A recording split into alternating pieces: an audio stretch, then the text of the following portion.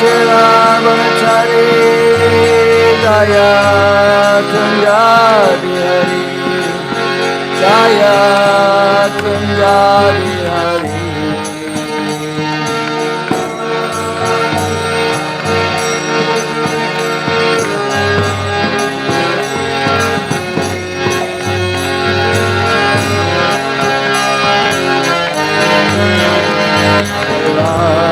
Madhava Jaya Kanda Bihari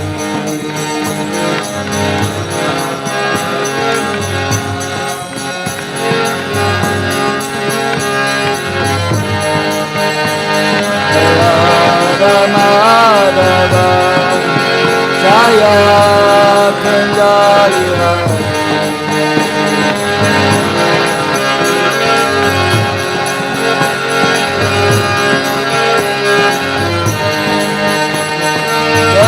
Janabalaba Jaya Girivaradhari Jaya Girivaradhari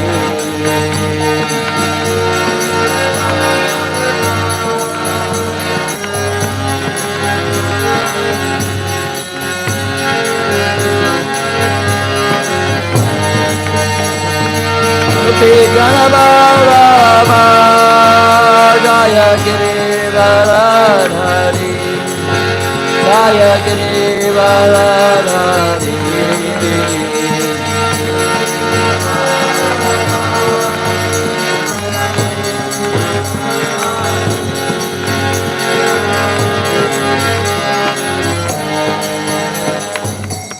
Suranandana Jaya Prajajanarayana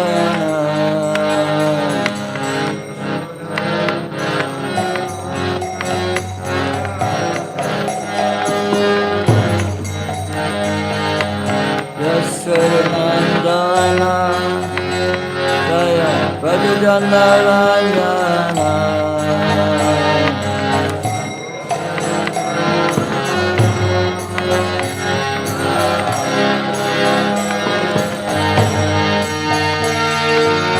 Yamuna Chiravanachari Jaya Kanda Bihari Jaya Kanda Bihari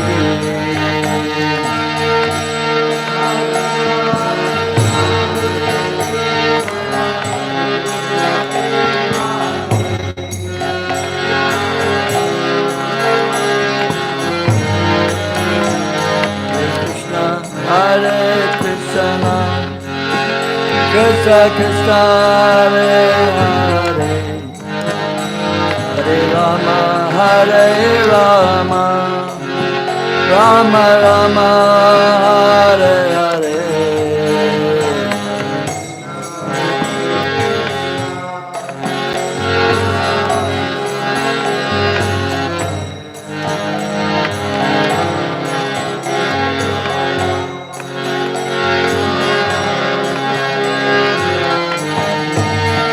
Hare Krishna, Krishna Krishna, Hare Hare, Hare Rama, Hare Rama, Rama Rama, Hare Hare.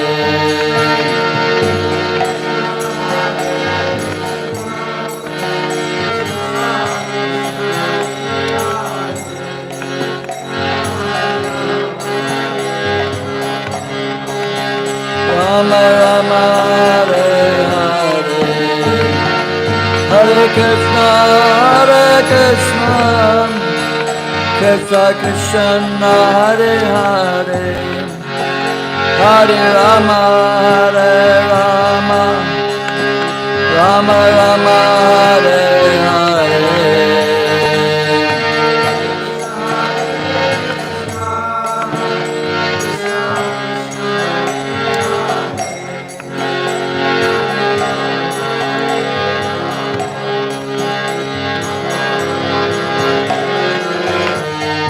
Radha Madhava, Radha Madhava,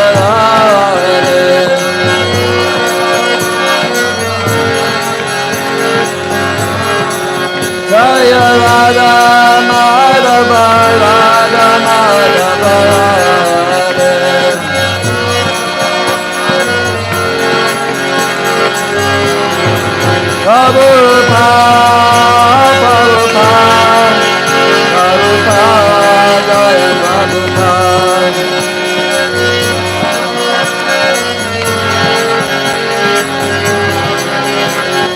Nitai Gaura Haribo, Haribo, Haribo, Gaura Haribo.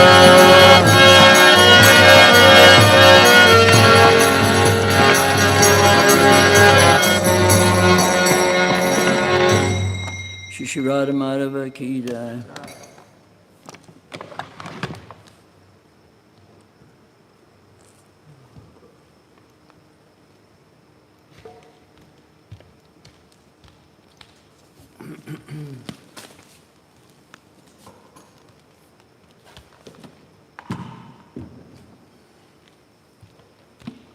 Om Namo Bhagavate Vasudevaya.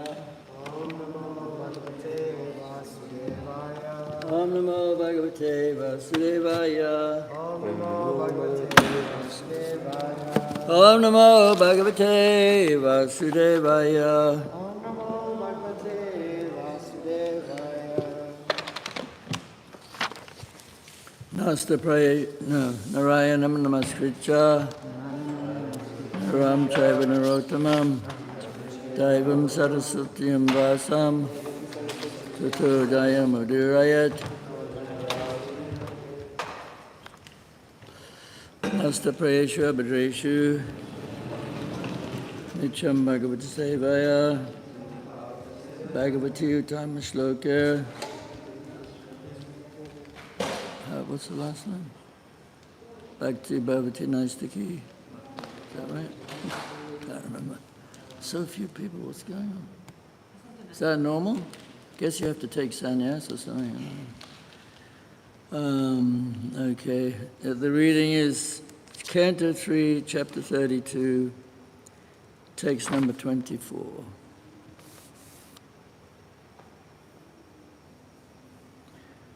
Okay.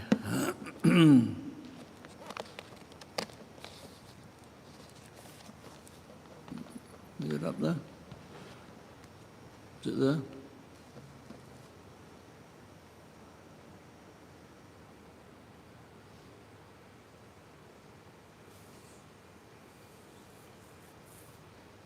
Just trying to get it up. Yes. Okay.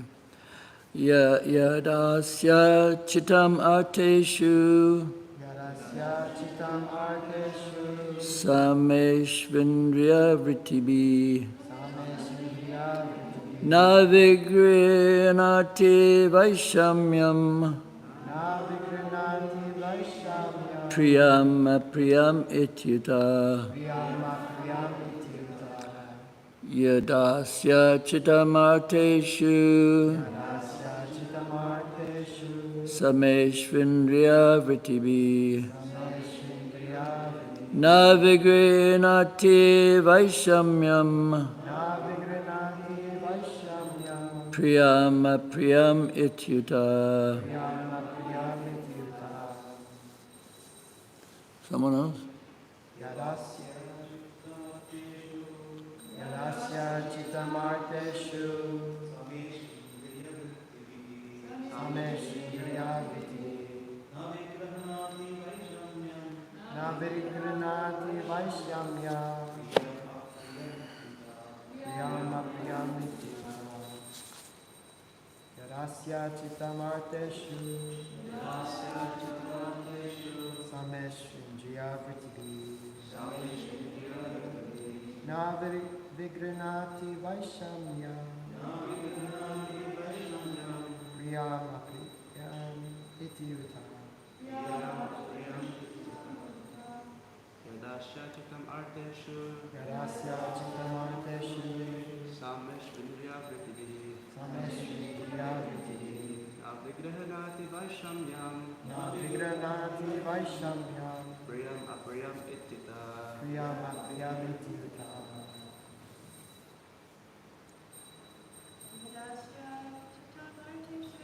Yadasya chitam arteshu sameshvindriya vrittibi navigrinati vaishamyam Priyamritita. Yadasya Chitamarteshu Sameshu Priyamritita. Na Vigranati Vaishamyam Priyamritita. Yada, when, asya, of the devotee, chitam, the mind, arteshu, in the sense objects, sameshu, same, indriya vritibi, by the activities of the senses, na, not, vigrinati, does perceive, vaishamyam, difference, priyam, agreeable, apriyam, not agreeable, iti, thus, yuta, certainly. Translation: the exalted devotee's mind becomes equipoised in sensory activities, and he is transcendental to that which is agreeable and not agreeable. Please repeat. The exalted devotee's mind becomes equipoised in sensory activities, and he is transcendental to that which is agreeable and not agreeable. Purport by Srila Prabhupada. The significance of advancement in transcendental knowledge and detachment from material attraction is exhibited in the personality of a highly advanced devotee. For him there is nothing agreeable or disagreeable because he does not act in any way for his personal sense gratification. Whatever he does, whatever he thinks, is for the satisfaction of the personality of Godhead. Either in the material world or in the spiritual world, his equipoised mind is completely manifested. He can understand that in the material world there is nothing good. Everything is bad due to its being contaminated by material nature. The materialist conclusions of good and bad, moral and immoral, etc., are simply mental concoction or sentiment. Actually, there is nothing good in the material world. In the spiritual field, everything is absolutely good. There is no inebriety in the spiritual varieties. Because a devotee accepts everything in spiritual vision, he is equipoised. That is the symptom of his being elevated to the transcendental position. He automatically attains detachment, vairagya, then jnana, knowledge, and then actual transcendental knowledge. The conclusion is that an advanced devotee dovetails himself in the transcendental qualities of the Lord, and in that sense he becomes qualitatively one with the Supreme Personality of Godhead.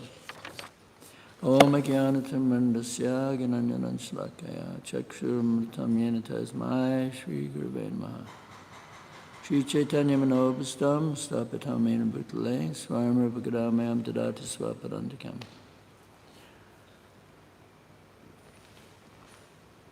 This is a very important instruction that if you want to be an exalted devotee, your mind has to be completely equipoised in whatever condition you find yourself. So we have many examples in history. There's one, the story of Chitraketu. Chitraketu was a great devotee, and he was a great king, actually.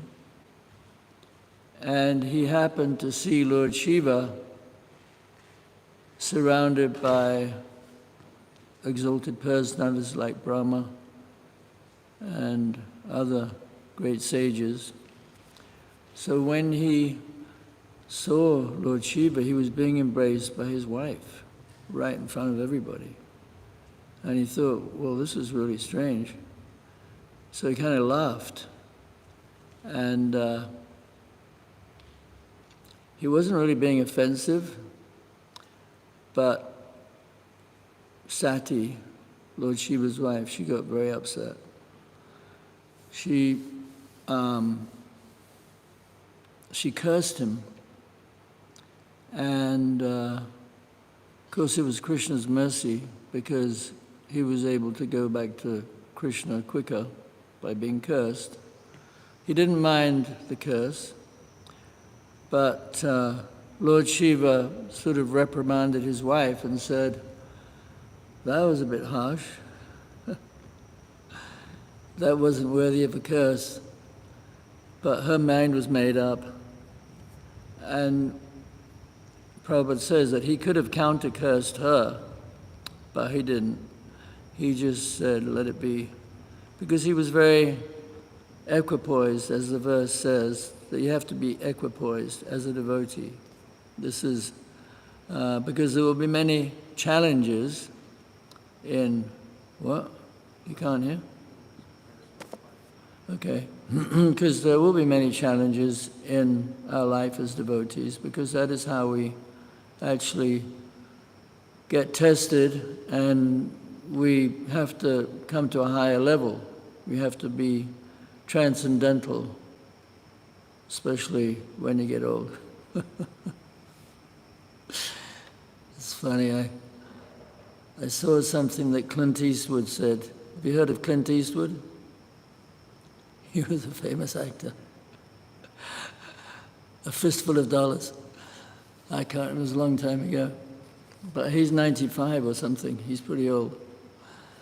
But he was saying that I don't let the old man in. He's talking about himself. Because, you know, old men, they're very grumpy, they complain a lot, they're very gnarly and disgruntled and just not happy. So he said, I don't let that side of myself get into myself. You know, I just try to focus on what I'm doing. He's still making movies, actually. And so he said, the old age is not for sissies. So, Prabhupada, you've probably heard, he said, don't think this won't happen to you. So, it happens. Of course, age is relative. You can be young when you're 80 or old when you're 50. Depends on your lifestyle and on your karma, you know, what kind of healthy body you got or not. But King Chitraketu, he accepted the curse, and you know, he was perfectly happy about it. He didn't complain at all. So therefore it is said, Narayana parasave nakutasana bibhiti swagapavaga narakesh apitulyasa darshana. It's a famous verse, Prabhupada quotes it many times. That a devotee is always happy whether he's in the heavenly planets or in the hellish planets. So this is not so easy to be happy if you go to hell. But still, this is, you never know what's going to happen. Maybe Krishna will send us to hell. Who knows? We don't know what Krishna's plan is. Maybe just to test us.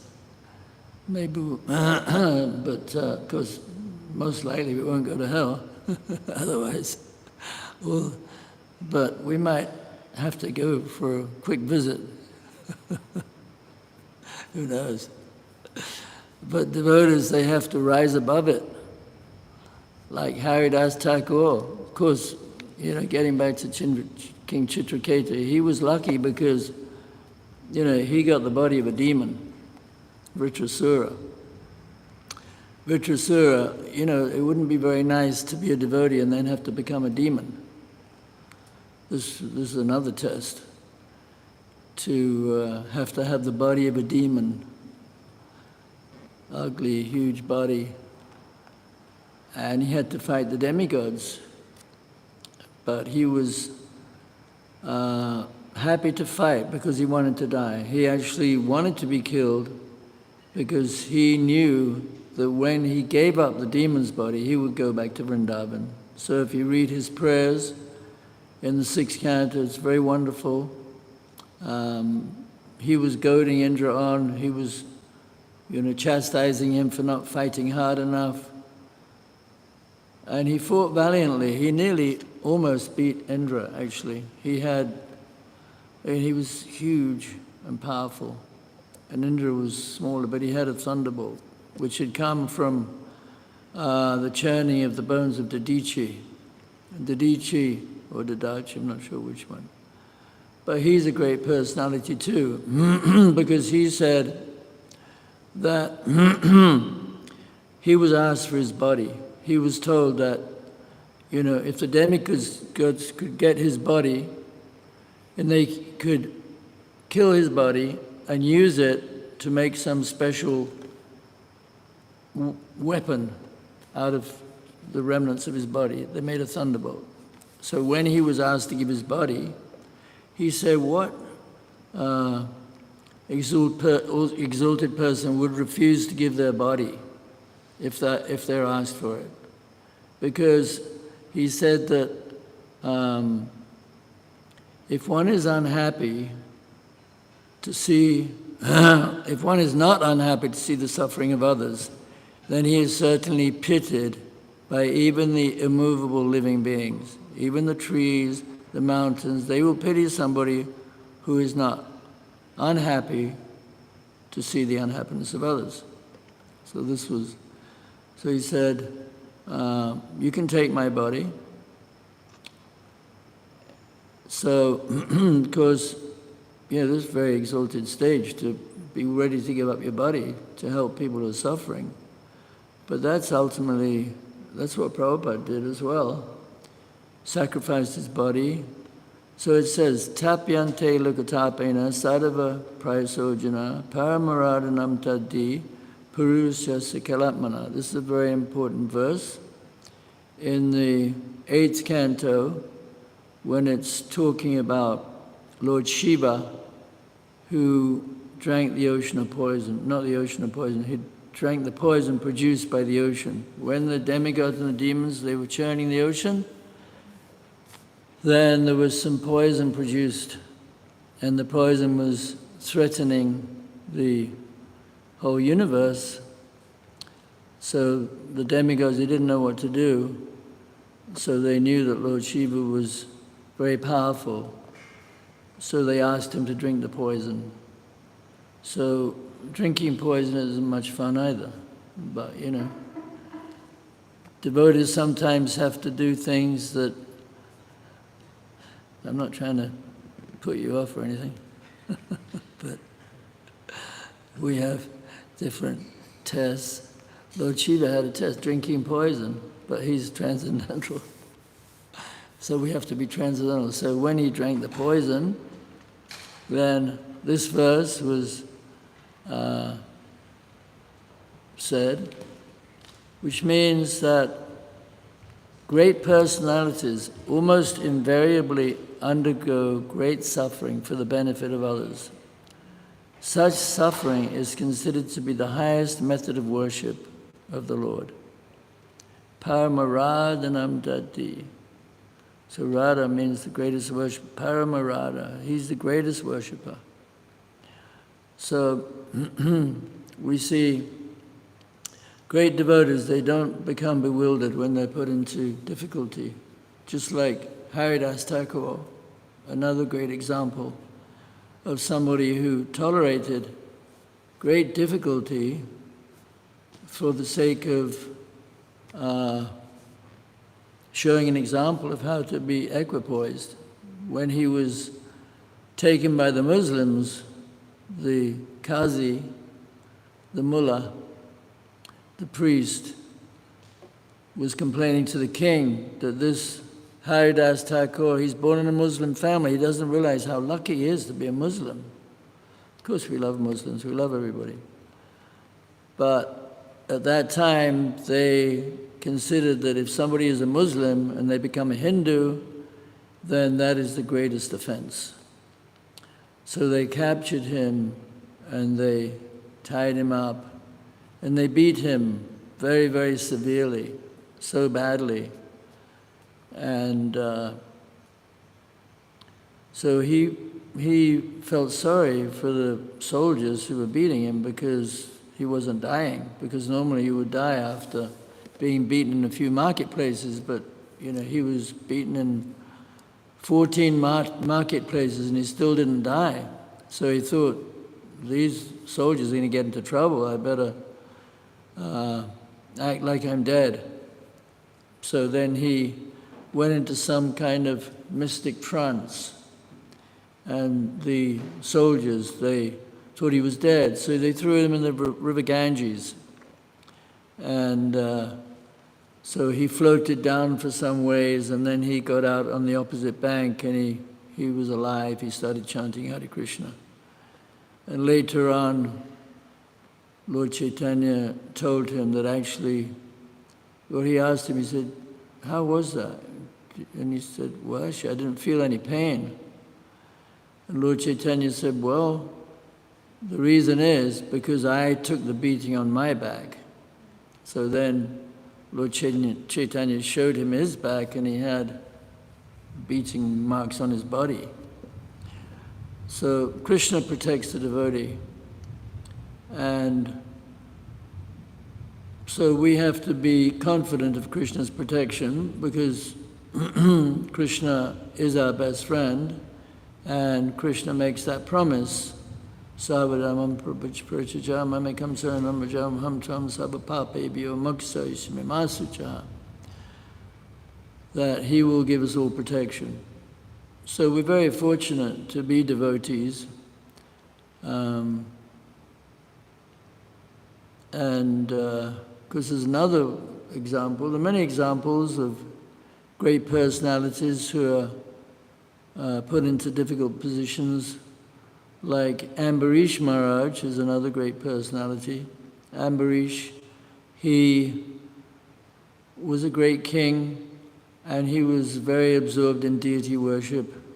And it's said that he used every part of his body and his mind, his legs to go to the temple, his arms to worship the deity, his voice to chant the glories of the Lord, his ears to hear about the Lord, his mind to be absorbed in the Lord, everything. Savai Mana Krishna Pada Padhara Vindaya. Is that the one? Anyway, so he was always absorbed.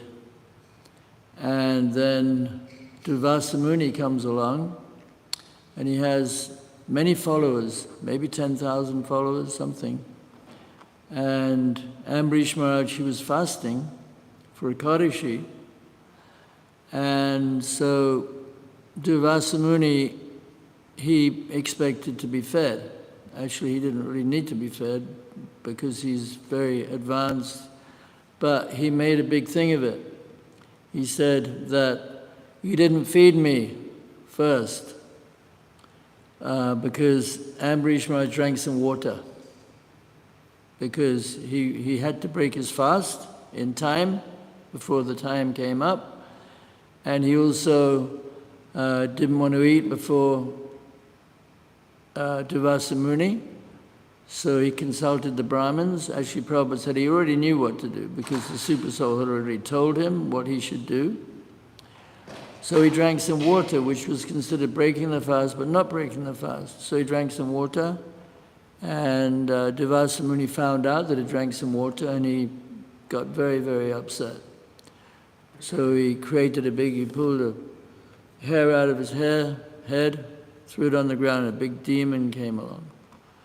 And that demon chased after Durvasa Muni.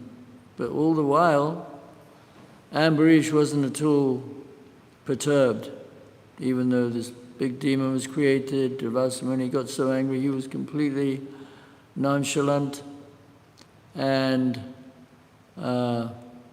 after some time, Durvasa Muni had been chased up to, he went up to Shiva Loka, and Lord Shiva told him, I can't help you. You know, what you've done isn't good. The only person who can help you get the Shuddhasana chakra off your back is Lord Narayan. So he went to see Lord Narayan, and Narayan said, well, you know, there's not much I can do about it. you have offended my devotee. The devotees in my heart. How's that verse? Sadhava hridaya mayam.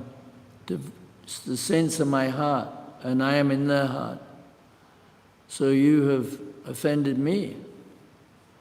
The only way you can be forgiven is to go back to Ambarish Maharaj and fall at his lotus feet.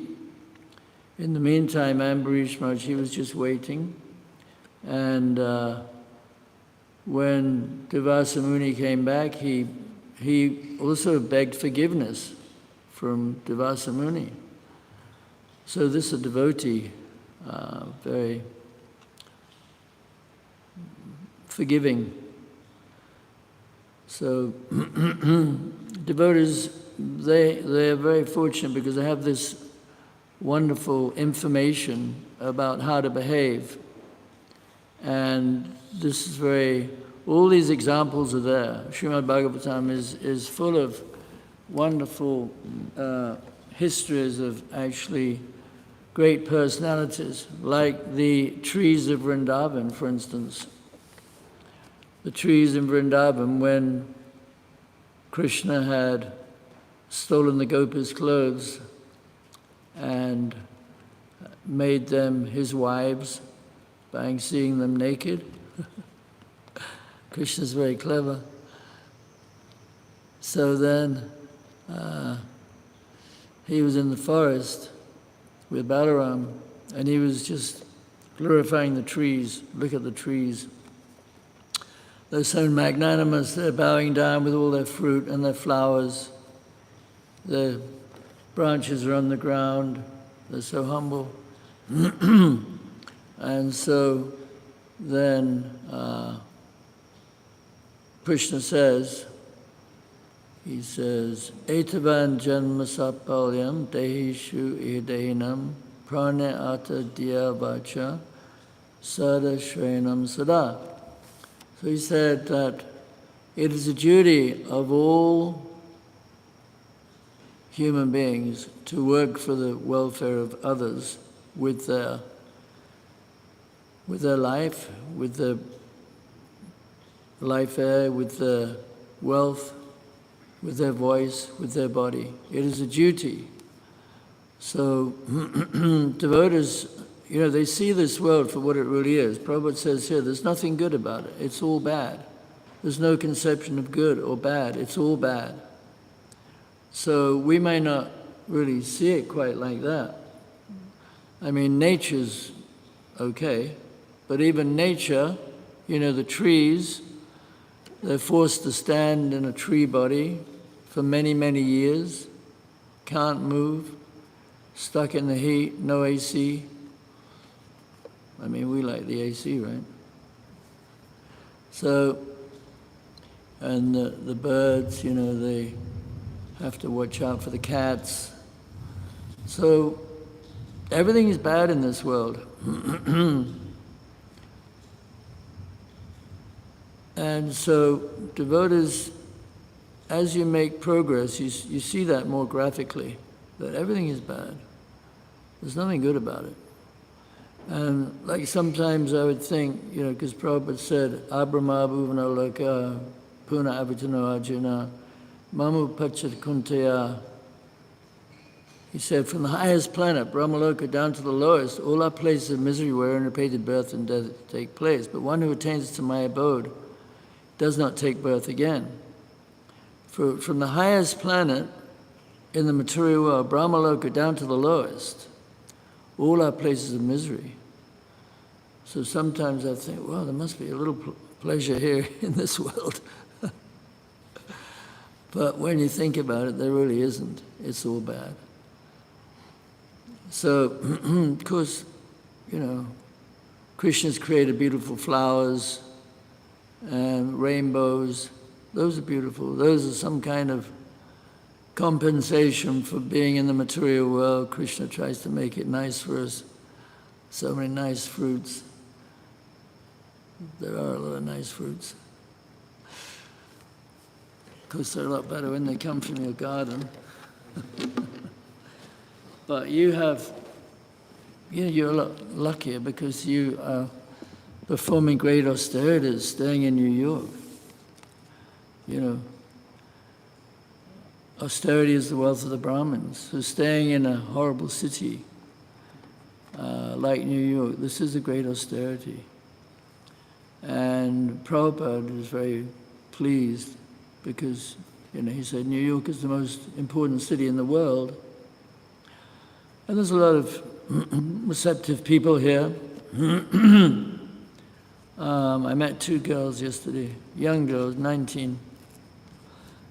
The one I spoke to for quite some time, she already knew about the Bhagavad Gita, etc. She was very nice. So she sent me an email, because I gave her my contact info. She said, "Oh, it was very nice to meet you. I wanted you to have my email address," which is a good sign. I met her again yesterday. She was with her friend. And they had told me that they had already been to India. They're only 19. They went up to somewhere in the Himalayas. Their parents paid. They must have money. But the girls are super nice. So, you meet interesting people in New York. It's a fact. There's a lot of people searching, because a lot of puffed up New Yorkers too. You have to sift through them. But there are people searching. And devotees are the only ones, really, who have any idea of what the truth is. Nobody else knows. They all think this world is great. But devotees know very well it's actually, made for suffering. It's designed for suffering. That's what it is. It's designed to teach us lessons. So when a devotee is put into some difficulty, he knows that he has a lesson to learn, that due to some karma, something I've done, then I've got this reaction. So he doesn't hold it against Krishna, that he accepts it in the proper mentality that this is what I deserve a lot worse. So, we're lucky we have that, because we know that sooner or later, the karma will be gone. All the lessons will be learned. And may take many lifetimes, we don't know.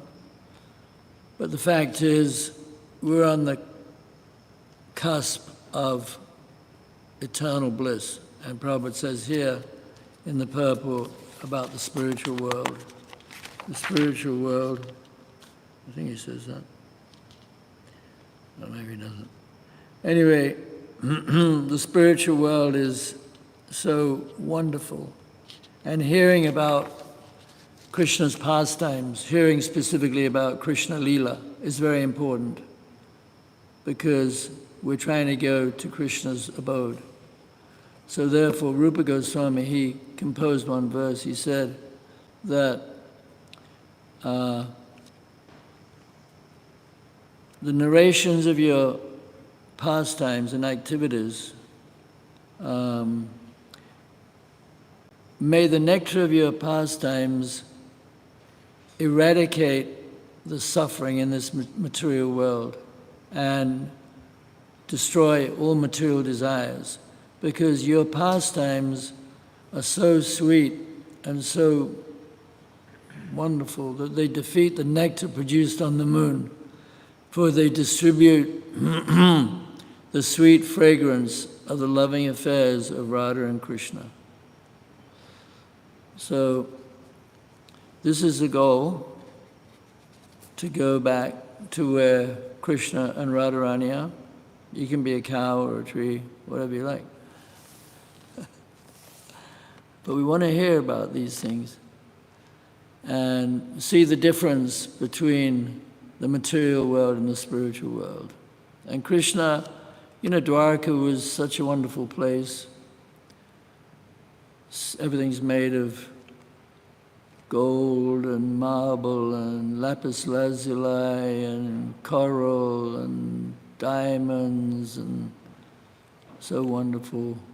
The elephants are spraying scented water everywhere, and there's banana trees decorating the entrances, everything else. But Krishna didn't want to stay there. He wanted to go to Vrindavan. He doesn't like the big city either. It's not quite like New York. But, big cities, Prabhupada said, city means hell. That he quoted one poet, John Cowper, he's a British poet. He composed a verse how, the city is made by man and the country is made by God. So we want to ultimately go to the pure land of Vrindavan, where the river Jamuna is flowing with sweet water. We can drink the water from the river. You can't do that here. Prabhu was in one city in Hamburg, and he was saying, how all the rivers are contaminated. I was reading how the mayor of Paris, he wanted to show how the River Seine, which runs through the center of Paris. Anyone been to Paris here? Nobody? You been to Paris? Anyway, it's not that great. They got a few old buildings. But actually, America is the biggest tourist destination in the world. Because it said that actually there's a lot of national parks. People go to the national parks. There's more national park land in America than the whole of the UK. Well, the UK is a small country, but So, but Paris, this mayor, he wanted to swim in the River Seine to show how clean the water was. See what show what a great job he was doing of cleaning out the pollution. But he was warned, don't go swimming in that because it's still polluted. So the city, because everywhere is polluted nowadays. Wherever you go, the ocean is polluted, so much plastic. They find so many sea creatures, entangled in plastic. It's the world of plastic. It's the motor car civilization. Now it's the plastic civilization because even the motor cars are made of plastic. I saw a car one day, actually. It caught on fire. It was a Kia. Nothing against Kias because I had a Kia, they're okay. But this car, it just burned up. The whole thing burned to the ground. It was all plastic. Everything's plastic. So, anyway, in the spiritual world, everything is touchstone. You touch it, and it turns to gold. Because we don't want too much gold. But it's very different. So we should aspire to go back to Godhead, because this world is all bad. But we have to become very tolerant. We have to show that we accept Krishna's mercy in whatever form it takes. As the gopis, they are compared to Chataka birds, that they drink water from the storm, the thunder, the thunderbolt. Actually, 2 of my cows got killed the other day. 2 of them, on the same day. There was a big storm in Florida, and there's a lot of lightning. And these cows, they got struck by lightning and they died. We had to bury them, because $300 each. Expensive. That's just life, Prabhupada said, life is like a drop of water on a lotus leaf, can drop off at any moment. So we never know when we're going to go. But we should aspire that when we do go, that we won't have to come back to the material world. Of course, devotees' prayer is that if Krishna wants us to come back, even Prabhupada, he said in his poem, he said, for the sojourn means a long journey. It's a British kind of poetic expression of my material life. I might have many lifetimes, even Prabhupada said. So we don't know. We don't know what Krishna's plan is, but we should aspire in whatever position we're in to serve Krishna, because that's what we're designed for, and nothing else will ever make us happy. Anyway, I'll finish here. Hare Krishna. Any questions or comments? Yes? There's a question from Gopal Champu Prabhu. Okay. He asks, Krishna protects his devotees, but what if it's two devotees having a difficulty against each other? What's that got to do with Krishna protecting a devotee? I mean,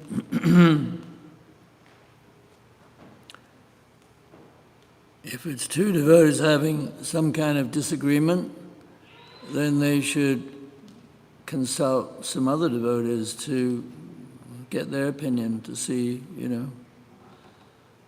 But devotees don't argue. They don't quarrel. They might argue, but they don't quarrel. That's one of the 26 qualities of devotee, that even if you have a disagreement with another devotee, don't quarrel. Don't even, start getting upset and raising your voice and all that. One should still seek out some higher authority to resolve the issue. And sometimes, it's best to move away from that person to be somewhere else, if you can. But that's not always possible. But sometimes, both are wrong. Both might be right, both may be wrong. But we don't take sides. That's in the Chaitanya Bhāgavatam, that you don't take sides in an argument like that. But if somebody is an authority and their duty is to quell any bad feelings, then they might have to point out that somebody's off or something. Okay, any other questions? Just a comment also, one more story that came to mind is in the 8th canto of Gajendra. Gajendra. Because Gajendra was a king in Duduma Maharaj, and Agastya Muni came, he was observing a vow of silence, so he didn't welcome Agastya Muni. Speak up, I'm going deaf. When Indraduma Maharaj was cursed, Yeah. and he just accepted the curse for his good fortune. Right. And it's actually said that just by hearing that narration, it's written in the Bhāgavatam, that just by hearing that narration, one becomes freed from all the contamination of Kali Yuga, and also becomes freed from seeing bad dreams. Oh, that's good. Why would one also become freed from seeing bad dreams by hearing that narration? Yeah. Lots of benedictions in the Śrimad Bhāgavatam. Some say if you hear this chapter, you'll have a long life and you'll never have any difficulties. So, reading Chaitanya Charitamrita is, there's lots of benedictions in that. Wonderful.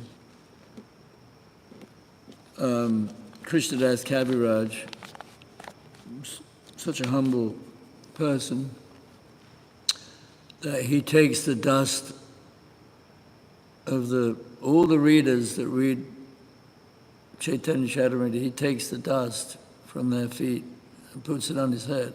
So, pretty humble.